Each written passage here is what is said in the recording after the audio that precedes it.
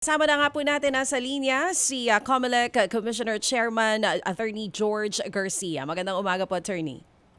Magandang umaga po, Ma'am DJ Chacha, Sir Ted. Magandang umaga rin po sa mga kababayan natin. Yes po. Chairman, kahapon may ugnayan po kami dito sa grupong Kontra Daya at doon po sa pinakabagong pag-aaral na kanilang ginawa, lumalabas na kalahati po or more than half of the party list groups na tatakbo po sa 2025 midterm elections ay hindi nagre-representa sa marginalized sector. Ano po ang reaksyon ng inyong ahensya dito?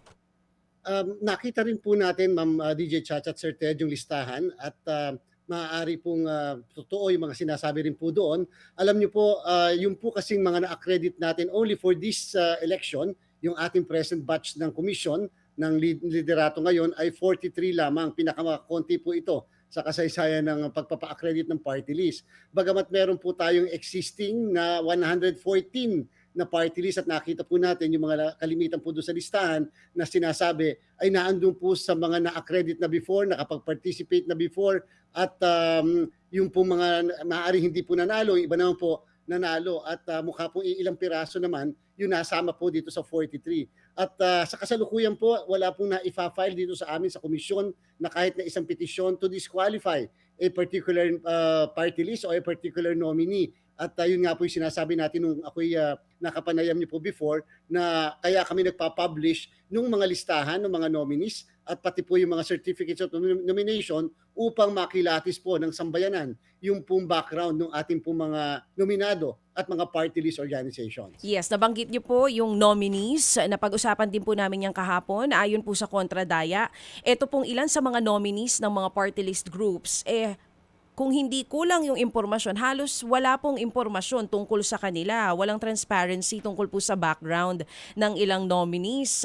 Hindi po ba dapat obligahin ng COMELEC yung pong bawat nominees, itong mga party list groups natin, na ipakita po yung buong profile ng kanilang 10 nominees? Ay nagsubmit po sila ng tinatawag na certificates of acceptance at naandun din po yung certificates of nomination. Yan po ay nakapublish sa website po ng komisyon at alam na alam po ng madami na naandyan po pati yung mismong background ng mga nominees, pati nga po yung mga certificates of candidacies ng mga kandidato. So siguro po dahil yung iba maaaring hindi talaga kakilala o yung iba naman medyo kakilala na personalidad, lalo na yung mga nakaupo na mga ngayon na incumbent congressmen o congresswomen at yung iba naman yung mga nakatakbo na nitong mga nakakarang eleksyon. So naandyan po yan sa website po ng COMELEC pati po yung certificates of candidacies. Palagay ko po, Chairman, ang gusto pong tukuyin dito ni Chacha, pati po ng Kontra Daya, Chairman, ay doon po sa CONA na isinabmit, no? 10 kasi ito. Bagamat yung iba may detalye, karamihan daw po ang nakalagay lang ay businesswoman or businessman. Wala na pong ibang detalye. Accountant, wala na pong ibang detalye. At kapansin-pansin din kapag nag-check sa website, even sa Facebook o saan man pong social media, no? Doon sa mga nominado, pati ho mismo yung mga taong yun, parang wala silang ma-research. So, ito ho'y ang sinasabi po nila dito na bakit parang secretive yung iba sa mga nominado. Yung po ang handicap ngayon ng mga gumagawa po ng background checking sa mga nominado po, Chairman. Tama po yan Sir Ted. At again, yung ating nga pong panawagan na sana nga magkaroon ng pagbabago sa Republic Act 7941 sapagkat yung po kasi Sir Ted na nakalagay doon na isang probisyon na kung saan yun ang lamang ang hahanapin sa mga nominees kapag ka nag-submit dito sa Commission on Elections and therefore yun po yung pinagbasihan ng form na kinakailangang fill upan ng mga nominado ay yun lamang. Talaga pong nakalimit lamang po yung mismong impormasyon na pwede pong malaman. Yung pong additional informations, pwede po talaga natin mademand sa kanila yan sa pamamagitan po ng hindi yung dito sa komisyon kung hindi po yung mismong siguro po yung mga katulad nga ng Kontra Daya na maging accountable yung mga nominee sa publiko at sabihin at mag-ayag pa ng mas malawak pa na impormasyon tungkol po sa kanila. So, ang ibig sabihin po doon sa form, basic lang ang hinihingi. Kapag po yung occupation, for example, pag sinabi pong businessman, wala na pong iba pang mga sinasabi o doon sa form na maaari sabihin yung kanilang mga, kung ano ba ang kanilang mga negosyo. Wala pong ganun. Wala po, Sir Ted. Yung nakalagay po sa provision ng Republic Act 7941, yan po yung batas natin sa party list ay occupation lang. So, siyempre pag occupation, either lawyer, farmer, fisherman, o kaya naman lalagay ay businessman or businesswoman. Yun lang po kasi ang nakalagay. Sana nga po, again, talagang panawagan natin, pag binago ang batas, ay maglagay doon na please specify and or submit something.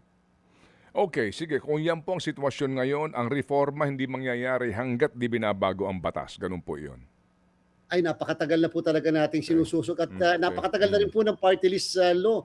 Sir Ted, yung po ang dahilan kung bakit ang Supreme Court mismo napipilitan sa kanya pong interpretasyon na minsan ay nagbabago. Nung una sabi, hindi kinakailangan nakatira sa gated communities ng Dasmariñas Village or Forbes Park. Bigla po nagkaroon ng subsequent decision after several years na hindi naman kinakailangan gumagapang sa kahirapan basta may proven advocacy. Ibig sabihin, kahit na siya ay lalaki, pwede magrepresenta ng kababaihan, kahit siya ay bata, pwede magrepresenta ng nakatatanda, kahit siya ay mayaman, pwede magrepresenta ng mga magsasaka o mga mangingisda, sapagkat basta magpatunay lang ng proven advocacy. Diyan niyo po makikita, Sir Ted, na talagang obsolete na ang ating party list system at dapat nang baguhin dahil mismo ang ating kataas-taasang hukuman ay nagkakaproblema na rin sa interpretasyon. Opo. Chairman, ito hong mga campaign materials, may iba po kami, no? Salamat po doon sa inyong mga aksyon sa amin pong iniuulat sa inyo kahit na po off the air ito.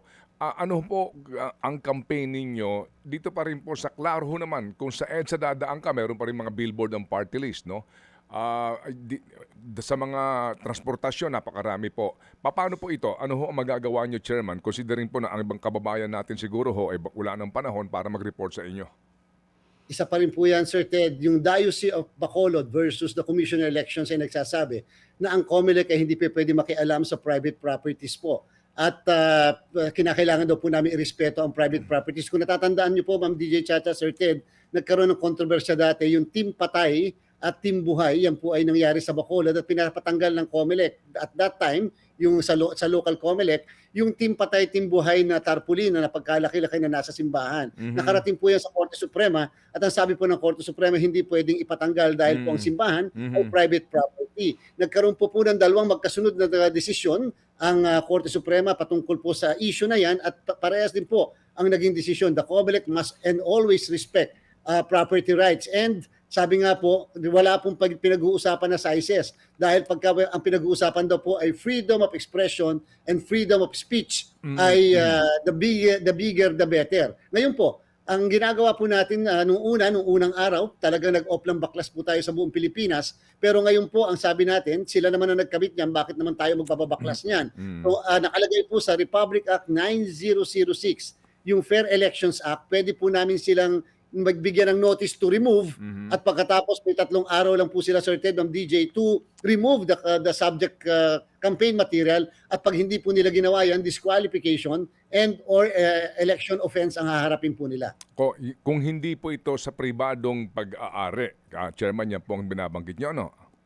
Pero kami po, Sir Ted, ay nagbigay pong inyong lingkod ng instruction kahapon sa task force baklas namin upang bigyan ng kalatas yung lahat ng ating local COMELEC na kahit nasa private properties ay amin pong susulatan ang mga kandidato na yung mga mukha nila yung naandun po sa mismong campaign material at patatanggal po namin yan. Para po kasi sa amin, regardless kung ano ang nature ng property, dapat susunod pa rin yung mismong kandidato sa size limitation na 2x3 and at the same time yung mismong non-biodegradable material ay dapat iiwasan po nila. So, yan po sinasabi ho ninyo, kumbaga, baka taliwas doon sa sinasabi niyong jurisprudence, no? Kapag private property, wala nang limit sa laki. Pero, paano po, Chairman, hindi ko masyado maintindihan. Yes po, Sir Ted. Maaari pong ang dating po ay maaaring taliwas po doon sa nabanggit natin na 3 jurisprudence ng Korte Suprema.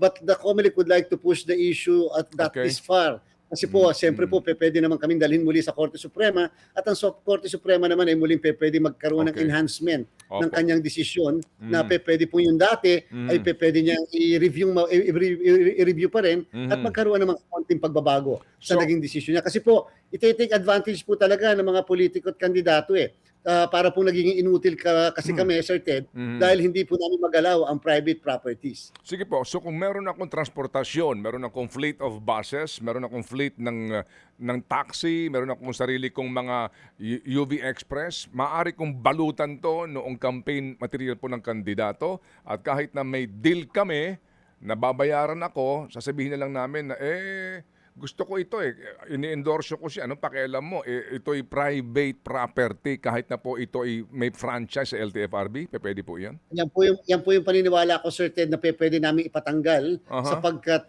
meron pong prangkisa. Yung private ownership ay bigla po na-convert into public property sapagkat yung pong pag-i-issue ng prangkisa, naging public po yung mismong pribado. Kaya po yung mga nasa bus na yan, nung isang araw pa po ako nagwa-warning na sana mapag-isipan din ng mga kandidato dahil susulatan din po namin sila upang ipatanggal. At kung hindi man, kinakailangan ma-report nila sa amin magkano ang ginastos doon sa pag-a-advertise. Kasi advertisement din po yan sa mga bus at sa mga sasakyan at magkano ang binayad at hahanapin po namin yan sa kanilang statement of contributions and expenditure. Will that be a ground, in case po matapos ng halal at manalo yung kandidato, will be a ground para po i-hold muna ang kanyang proclamation para hindi pa ho ito, kumbaga hindi pa magkaroon ng jurisdiction ang SET, di ba?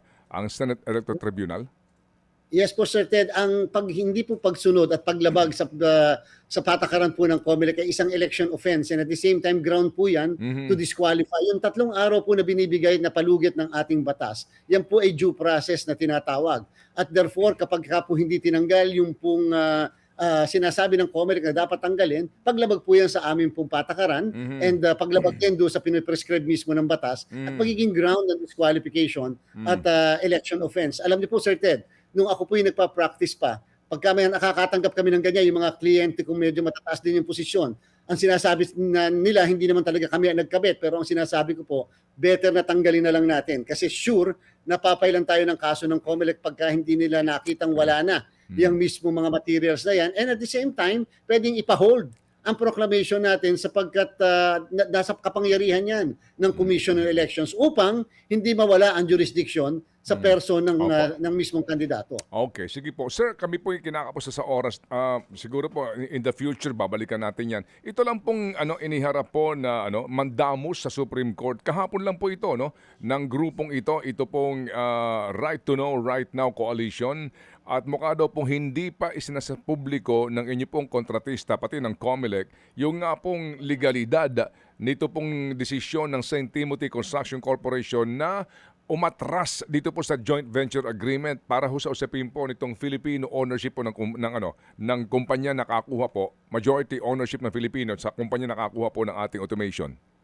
Sa initial ko pong assessment, Sir Ted, mukha pong hindi directly address sa amin yung mismong petisyon. Kinakailangan lang kami maisama bilang nominal party sapagkat na hindi po sila makakapag-file ng mandamus sa Rule 66 sa Rules of Court po nang hindi po sinasama ang isang government office, agency or instrumentality. Parang certiorari jurisdiction po yon. So kami po kasi, Sir Ted, at siguro naman po yung right to know right now ay masasabi nilang totoo sinasabi ko, lahat po na hiningi nila sa amin, at that is on record, ay ipinrovide po namin simula noong magkaroon ng withdrawal yung mismong isang kumpanya doon sa joint venture. So pinrovide po namin ang lahat ng information, sinapubliko po natin yan, nilagay pa natin sa ating website. At the same time, meron po kaming monthly briefing kasi sa mga stakeholders, binabanggit po at binigay din namin yung mga papeles. Siguro po ang pagkakaalam natin, Sir Ted, may mga sulat po yata yung right to know right now doon po sa Miru system, sa mismong company, and therefore may mga hinihingi sila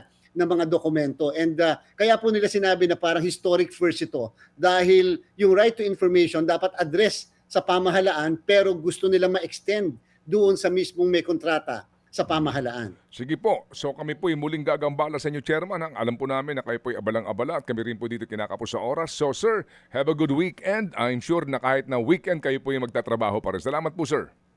Maraming salamat po, Sir Ted. DJ Chacha, mabuhay po kayo. Thank you.